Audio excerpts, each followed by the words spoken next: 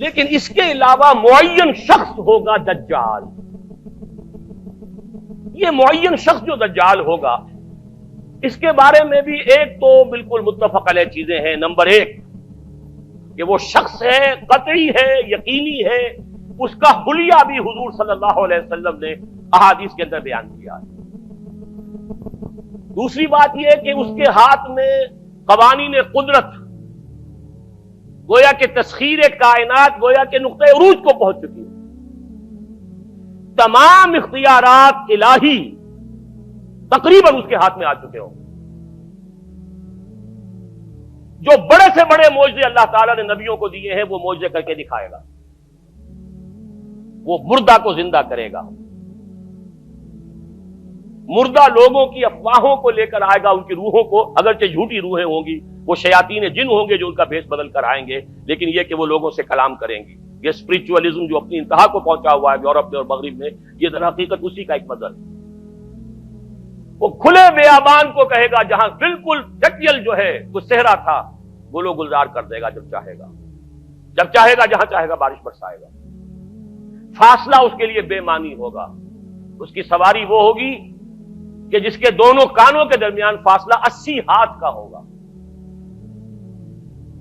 یہ سارے جو آج آپ کی اس ٹیکنالوجی کی جو انتہا جا رہی ہے اور جدھر جا رہی ہے، اس کو اچھی طرح سمجھ لیجیے. آج سے 100 سال پہلے شاید انسان ان چیزوں کا تصور نہ کر سکتا. وہ کوئی سواری ایسی بھی ہو سکتی ہے جس کے دو کانوں کے درمیان کا فاصلہ جو ہے وہ 80 ہاتھ کا ہو. آپ کے یہ سارے جیٹس جو ہیں وہ کیا ہیں؟ ان کے رڈارز جو لگے ہوئے ہیں، دونوں کان ہیں ان کے. اس کا ایک قدم اگر مدینے میں ہوگا تو دوسرا بیت المقدس میں ہوگا.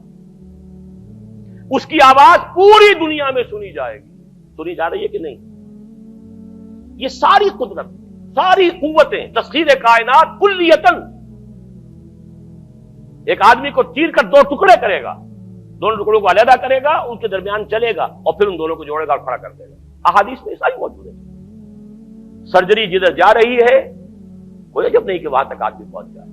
فریز کر کے تو یہ معاملہ اب ہو ہی سکتا ہے، لیکن یہ کہ ابھی اگلا اور قدم کیا ہوگا کچھ نہیں کہہ سکتے. یہ چیزیں تو ہیں متفق علیہ. البتہ کچھ معاملات کے اندر احادیث میں کچھ اختلاف پایا جاتا ہے اور یہ مشکلات الحدیث میں سے. اور میں بھی چونکہ اس مسئلے میں اب تک بھی اسی درجے میں، ابھی قطعیت کے ساتھ میں کوئی بات نہیں کہہ پا رہا ہوں، لیکن اب چونکہ گمان غالب کے درجے میں ایک رائے تک پہنچ چکا ہوں، اس لیے میں نے آج اس بات کو آپ تک پہنچانے کے لیے یہ عنوان اختیار کیا. اس لیے کہ حدیث میں جو آتی ہے تفاصیل اس سے معلوم ہوتا ہے کہ یہ دجال دو دجل کرے گا. یا تو وہ دو دجل کرنے والے دو دجال علیحدہ ہیں، یا یہ دونوں دجل کرنے والا شخص ایک ہی ہے. بس یہ مسئلہ ہے کہ جو آج تک مجھ سے حل نہیں ہوا تھا، اب تک کہنا چاہیے آج تک نہیں. اور یہ اس میں علماء سے بھی گفتگو ہوئی ہے، اور جن لوگوں نے اس خوب موضوعات پر اپنا وقت لگایا ہے ان سے بھی گفتگویں ہوئی ہیں، تو وہ بھی اس مسئلے کو حل کرنے سے تاحال قاصر رہے. لیکن یہ کہ اب میری رائے یہ ہے کہ یہ دو شخص ہیں علیحدہ علیحدہ، واللہ عالم. لیکن ایک رائے تک میں پہنچ چکا ہوں، اس لیے وہ رائے آپ کے سامنے رکھ رہا ہوں، اور آپ کے ذریعے سے وہ آگے بھی پھیلے گی تو اہل علم کے ساتھ جو ہے اس معاملے کے اندر تبادلہ خیالات کی بھی نوبت آئے گی انشاءاللہ. لیکن یہ کہ اس میں یہ بات قطعی اور یقینی ہے کہ اس طرح کا ایک شخص پیدا ہوگا.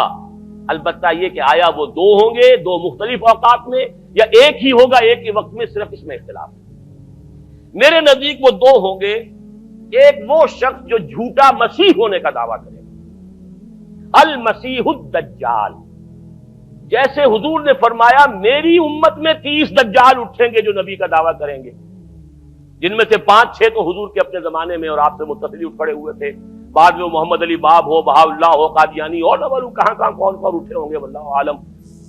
اسی طریقے سے ایک شخص مسیح ہونے کا دعویٰ کر کے کھڑا ہوگا، یہودی ہوگا. یہ ہے اصل میں وہ شے. اور اس میں جو ان دونوں شخصیتوں کے مابین اگر کوئی ذرا سا اگر ابہام رہا ہے تو میں ایک حدیث بھی نوٹ کر کے لایا تھا، حضرت عبادہ ابن صامت رضی اللہ تعالی عنہ سے ہے، عن رسول اللہ ہے، انی حدثتکم عن الدجال حتی خشیت اللہ تعقلوا. میں نے تمہیں دجال کے بارے میں بہت سی باتیں بتائی ہیں تو مجھے یہ گمان ہوا کہ شاید تم اسے سمجھ نہ پاؤ. یہ اندیشہ خود حضور صلی اللہ علیہ وسلم کو ہوا ہے، اور یہ سنن ابی داؤد کی روایت ہے۔ بہرحال میں جو کچھ عرض کر رہا ہوں کہ میں اس رائے تک پہنچا ہوں کہ یہ دو علیحدہ شخصیتیں ہیں۔ ایک تو یہ ہے کہ ایک مسیح الدجال کھڑا ہوگا یہ ایک دعویٰ کر کے کہ میں مسیح ہوں، چونکہ اس کا زمانہ بالکل قریب آ چکا، اس لیے میں آپ کو اس کے بارے میں خبردار کر رہا ہوں۔ دوسرا جو مسیح جس کی شخصیت مسیح دجال کی آتی ہے، دجال اکبر، میں صرف اشارہ کروں گا، پھر کبھی انشاءاللہ اس موضوع پر تفصیل سے گفتگو ہوگی، وہ میرے نزدیک بالکل قریب قیامت کی ایک علامت ہے۔ جو خدائی کا دعویٰ کرے وہ جھوٹا خدا ہوگا، یہ جھوٹا مسیح ہوگا، المسیح الدجال۔ الدجال الاکبر وہ ہوگا کہ جو قیامت کے بالکل قریب کی تین نشانیاں ہیں، جبکہ وہ آ جائیں گی تو حدیث میں آتا ہے کہ اس کے بعد کسی شخص کے ایمان لانے کا، توبہ کرنے کا فائدہ نہیں ہوگا۔ ویسے تو علامات قیامت جو ہے ان میں سب سے پہلی میں نے بتایا تھا حضور کی بعثت خود علامات میں سے، اس کے بعد 10 علامتیں حضور نے گنوائی ہیں، اور وہ تدریجاً پوری ہوتی چلی جائیں گی۔ آخری علامات کے لیے حدیث سن لیجئے، عن ابی ہریرہ رضی اللہ تعالی عنہ قال قال رسول اللہ صلی اللہ علیہ وسلم ثلاث اذا خرجنا لا ينفع نفسا ایمانا لم تكن آمنت من قبل او کسبت فی ایمانها خیرا، طلوع الشمس من المغرب وخروج الدجال ودابۃ الارض۔ تین نشانیاں وہ ہیں کہ جب وہ ظاہر ہو جائیں گی تو پھر کسی کا ایمان لانا مفید نہیں ہوگا جو پہلے ایمان نہیں لایا تھا، یا جس نے اس سے قبل اپنے ایمان میں کچھ اعمال صالحہ کی کمائی نہیں کی تھی۔ یعنی گویا کہ توبہ کا دروازہ بند ہو جائے گا۔ جیسے جب موت کے آثار شروع ہو جاتے ہیں تو توبہ کا دروازہ انسان کے لیے بند۔ اب جب موت کے آثار شروع ہو گئے اب توبہ کرنا فائدہ نہیں، اس سے پہلے توبہ کا دروازہ کھلا ہوا۔ معلوم یغرغر، جبکہ وہ موت کے آثار شروع ہو جاتے ہیں، گھنگرو بولنا شروع ہو جاتا ہے، معلوم ہوتا ہے کہ اب جا رہا ہے، اب توبہ بیکار۔ اسی طریقے سے پوری نوع انسانی کے لیے توبہ کا دروازہ بند ہوگا ایک وقت میں آ کر کہ اب کسی کے لیے توبہ نہیں، ایمان نہیں، اور اس کے لیے 3 علامتیں بیان ہوئی ہیں، یہ بھی مسلم شریف کی روایت ہے۔ آپ نے فرمایا 3 چیزیں وہ ہیں کہ جب وہ ظاہر ہو گئیں تو پھر کسی کا ایمان لانا جو اس سے پہلے ایمان نہیں لایا تھا، اور اپنے ایمان میں اس نے کچھ اعمال صالحہ کی کمائی نہیں کی تھی، اب قتل مفید نہیں ہوگا اس کے لیے ایمان لانا۔ وہ 3 نشانیاں ہیں، طلوع الشمس من المغرب، سورج مغرب سے طلوع ہوگا۔